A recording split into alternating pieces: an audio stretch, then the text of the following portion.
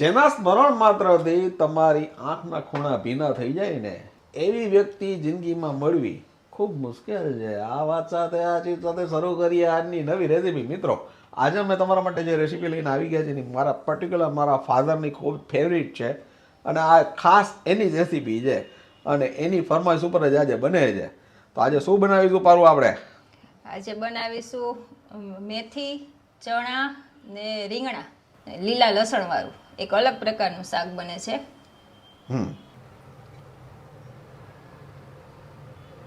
આ શાક છે ને થોડું ડ્રાય શાક બને. 2 પાવડા તેલ લઈ લીધું છે આપણે. સાહેબ, આમાં લીલું લસણ આવે, મેથી આવે અને ખાવાની ખૂબ મજા આવે. એનું કારણ છે કે સાથે રીંગણા પણ હોય. જીંજરા અત્યારે જ આવે. આવા રીંગણા જોવે ને એટલે બાપુજી ફરમાઈશ કરે ઓકે કે મેથી વાળું શાક બનાવો. અને પર્ટિક્યુલર શિયાળામાં આ શાક ખાવાની ખૂબ મજા આવે છે. તેલ ગરમ થઈ ગયું છે. આ છે જીરું. બાકીની પ્રિપરેશન અહીંયા તૈયાર છે, રેડી છે. આ છે પડેલા જીંજરા, આ છે સુધારેલી મેથી, કોથમરી, લીલું લસણ ખાસ એડ કરવાનું છે અને આ છે રીંગણ. આપણે એમાં છે ને જીંજરા વધારે આવશે, એનાથી અડધા રીંગણા આવશે. ઓકે. ને આટલી મેથી ને આટલી કોથમીર. આ જીરું આપણું ગુલાબી થઈ ગયું છે. આ છે લીલું લસણ.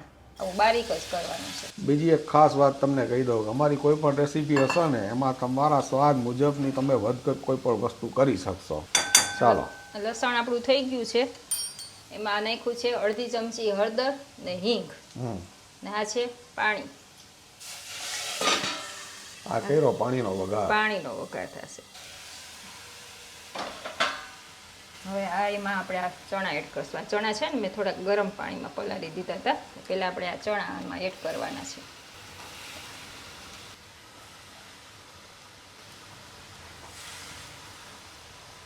પર્ટિક્યુલર શિયાળામાં તમને આ સબ્જી ખાવા મળે ને તો ખાવાની હકીકત મજા આવે છે.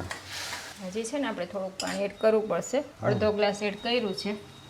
પાણી છે ને બહુ બધું એડ નથી કરવાનું. આમાં આપણે ચણા ને બેંગણ બે ચડે ને એટલું જ એડ કરવાનું. એટલે પછી વળી પાછું આપણે બારવું પડે. પાણી વધારે એડ કરીએ ને તો ટોટલ આટલામાં આપણે 1 ગ્લાસ પાણી એડ કર્યું છે. અડધો પહેલા વઘારમાં ને અડધો પછી. બરાબર. ઓકે. હવે આમાં છે ને આપણે નમક એડ કરી દઈશું એટલે આપણે ચણા ઝડપથી ચડી જાય. સ્વાદ અનુસાર નમક. હવે આને આપણે ચડવા દેવાનું છે. પછી આગળ બતાવું. ચણા ચડે ને પછી ચણાના ઝાડ ઉપર ચડાવશો તમે એમ ને?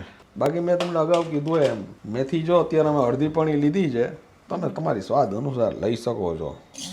મેથી જાજી ભાવતી હોય તો જાજી લઈ શકો છો, ઓછી ભાવતી હોય તો ઓછી લઈ શકો છો. વેરિએશન અમારી રેસીપીમાં કાયમ માટે તમે કરી શકો છો. એવી રેસીપી લાઈવ બતાવીએ છીએ અમે લોકો. 6-7 મિનિટ જેવું થયું છે મીડિયમ ગેસ ઉપર. હવે આપણે આ ચણા છે ને આપણે ચેક કરી લઈશું. આ રીતે 70-80% જેવા થવા દેવાના છે. હવે આપણે ગેસ સ્લો કરીને આપણે આ રીંગણા સુધારી લઈશું. રીંગણા છે ને ચણા સાથે મિક્સ થઈ જાય ને એ રીતે આ રીતે નાના પીસ કરવાના છે. આવડી સાઈઝના.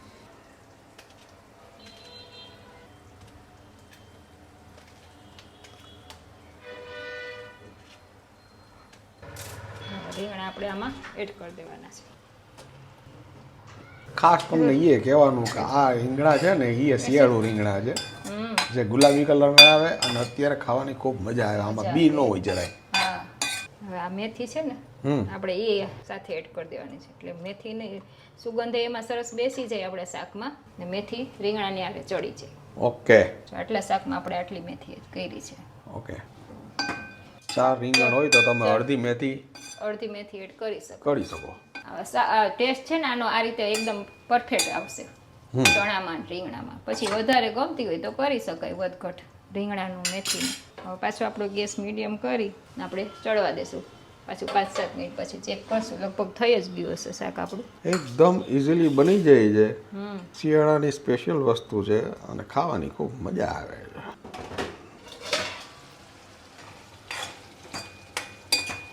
રીંગણા આપણે 5-7 મિનિટ થાય ને એટલે જો આપણે રીંગણા ચડી ગયા છે. પાણી બધું બળી ગયું છે. આવું ડ્રાય શાક બનશે આપણું. 5-7 મિનિટમાં સરસ મજાનું મિરેકલ થયું ભાઈ. પાણી બધું છે ને રીંગણાએ ચૂસી લીધું અને પાકી ગયા. બધું ચડી ગયું જો મેથી રીંગણા ચણા. યસ. હવે આપણે આમાં મસાલા કરી દઈશું. ઓકે, આમાં મીઠું ને હળદર તો તમે નાખી દીધા છે ને ઓલરેડી. હળદર મીઠું એડ કરી દીધા છે. હજી થોડીક હળદર એડ કરશું આમાં આપણે કલર માટે. ક્લાસિક કલર આવે એના માટે. આ છે ધાણા જીરું 1 ચમચી. આ છે લાલ મરચ. તમારે તીખું ગમતું હોય એ પ્રમાણે. યસ. હવે આ છે આ કોથમીર બારીક સુધારેલી, એ થોડીક આમાં આ રીતે એડ કરી દેવાની. હવે સરસ આપણે મિક્સ કરી લઈશું. હજી એક વસ્તુ રહી ગઈ છે, આ છે ગરમ મસાલો 1/2 ચમચી આવશે. હવે આ બધું સરસ મિક્સ કરી લેવાનું છે. ચાલ તેલ છૂટું પડવા માંડ્યું આપણે શાક. પાણી બધું ભરી ગયું છે ને સાહેબ મિરેકલ. સાહેબ 10 મિનિટમાં તમારા મસ્તીનું શાક તૈયાર થાય. ન્યૂ વેરિએશન આખું. પાણી બહુ બધું એડ કરી દે ને તો પછી પાછું પાણી એટલું બારવું પડે, એટલે પાણી એ રીતે માપનું એડ કરવાનું. અને મેથી સાથે જે રીંગણનું કોમ્બિનેશન આવે છે સાહેબ, અને એમાં લીલા ચણા હોય સાહેબ, અદ્ભુત લાગે છે આ સબ્જી. સુગંધ કેવી સરસ આવે. આપણે છે ને રીંગણા ને ચણા બે સરખે ભાગે લીધું છે અત્યારે. જોઈ લો, છૂટું પડતું તેલ તમને બતાવી દઉં છે. હવે આપણે ગેસ બંધ કરી દઈશું. આપણું શાક રેડી થઈ ગયું છે. ઓકે, આ છે કોથમીર. રેડી છે આપણું ચણા મેથી ને રીંગણાનું શાક, બાપુજીનું ફેવરિટ. ટેસ્ટિંગ કરીને બતાવી દઈ બરોબર. Okay, thank you very much. ચાલો, આજનું ટેસ્ટિંગ હવે બા તમને કરીને બતાવશે ભાઈ. આ બાએ લઈ લીધું છે શાક. લીલા ચણાનું શાક બહુ જ મસ્ત થયું છે.